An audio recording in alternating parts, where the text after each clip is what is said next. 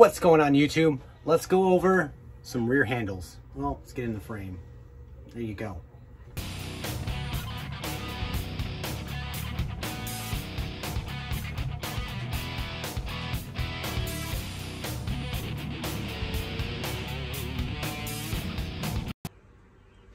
All right, Dewalt DCS577 Flexvolt rear handle saw, blade left.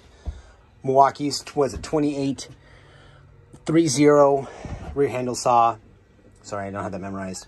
Anyways, I own both of these. Matter of fact, I own two of the Milwaukees and then obviously the Dewalt. I am biased for the Dewalt. Yeah, I've had that for about 4 years, and I've said in the past, you can build an empire with this saw. Pretty much, you need a pencil and a saw like this, and you can pretty much frame, you know, whatever you need to within reason. And same thing goes for pretty much any circular saw. But I absolutely adore this saw. But not to be said, I have both of them. Why? Because for the same reason that Milwaukee runs deals and these saws are cheaper. I have not seen any crazy deals for the Dewalt Flexvolt DCS577. Again, anyways, but I have for Milwaukee's 2830s. I think I have two of them because I think I bought one and I got like $150 off of Bear Tool, so I bought two. Why? Because like some things like this, see, I'll put a battery. This I've got to send in, so tools break. This one I broke, that's why I have 4 of these. But if this breaks, I also have this one, but I do run multiple job sites in a row, so, or at the same time, so I need tools at each job site. Now, a couple things with this one. As far as power is super similar. Matter of fact, I would have to say, if I let my bias go for the Dewalt, they're either the same or maybe even Milwaukee has a little better. I want to say something, but sometimes it feels like the Dewalt actually has more power. Obviously, I don't have the same blades on them right now. This is not a saw comparison or anything like that.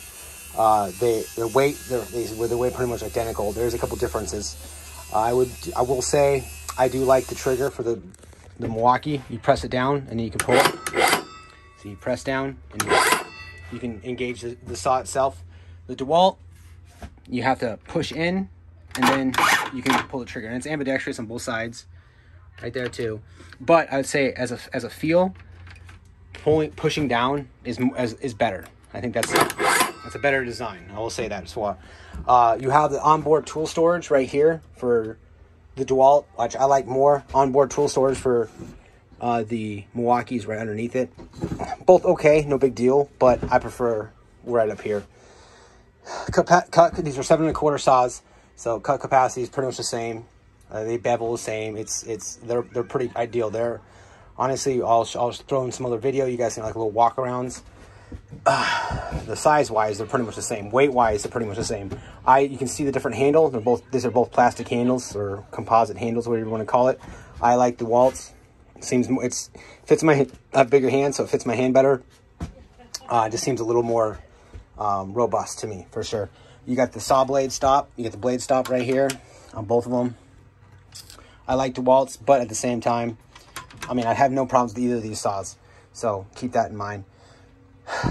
I will say, I mean, they're both, this is basically going to come down to, I'm just going to tell you right now, if you have the Milwaukee line, there's no reason to buy a completely new battery line for a Dewalt.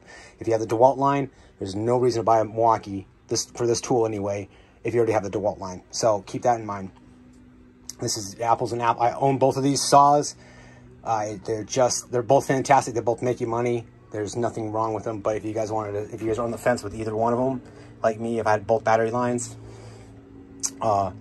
my pick is always going to be with the Dewalt, because this tool has been out, I think, for 4 years now at the time of this video. This has been out for about a year or so. So Milwaukee is usually late to the market with carpentry tools. But when they do come out to market, they do knock it out of the park. Hence the 2853 Impact. This is my Gen 3. This is fantastic. Like I said, I own 4 of these babies. One's broken. Triggers always fail on these things. But the Dewalts they can't hold a candle to the torque that little bugger has for sure. Anyways, we'll go over a couple other features of this. I mean, it's 7 1/4 saw, rear handle, power. They're heavy. They're made just to glide through. It's fantastic. I mean, they're both brushless motors, 18 volt, 60 volt nominal. I think it's 54 volt actually when it's working. I mean, the batteries are expensive. You can run a 5 amp hour battery in these, and you can get those for cheaper. I would say as far as bang for your buck, the Milwaukee's is going to win that, because you can run smaller batteries, and they're cheaper. Like Milwaukee, their batteries are everywhere. Flexvolts are still pretty high premium. This is a 9 amp. This is a 9 amp hour, but that's only, I think it's like a 4 amp hour at the 60 volt line or something like that. Maybe 6. But I think they're coming out with 15 amp hours, which is ridiculous. Anyways, that battery itself probably costs $200 and some. So keep that in mind. This is an 8 amp hour battery, same thing, but you can run a 4 amp hour. Your productivity and your performance is going to suffer. But keep that in mind. You can only run a 60 volt battery with this tool. I think that's about all we're going to do is a little bit of comparison shots here so you guys can see. But I mean, that's all I've got for it. It depends on the battery line you guys have for it. Both are fantastic tools, and they're well worth my money that I spent on them. They just work.